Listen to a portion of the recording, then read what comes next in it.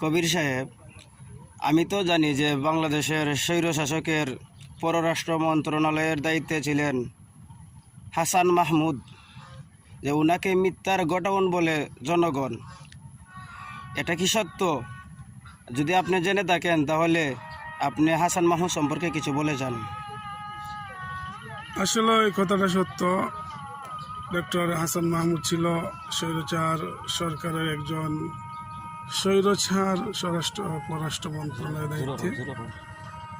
এই ডক্টর হাসান মাহমুদ অনেক মিথ্যাচার করেছে, ইসলাম নিয়ে বিভ্রান্তিকর করেছে, অনেক ধরনের মিথ্যা কথা বলে দেশে উশৃঙ্খলা সৃষ্টি করেছে, অনেক ধরনের চুক্তির কথা বলে বাংলাদেশ এবং ভারতের মধ্যে অনেক সংঘর্ষ সৃষ্টি করেছে, অনেক উত্তেজনা সৃষ্টি করেছে। এই হাসান মাহমুদ আসলে বাংলাদেশের জন্য একটা মিথ্যাচারের গোডাউন বলেই তাকে হয়ে যেত, কিন্তু তাকে অনেক ধরনের মানুষ গালিগালাজ করে।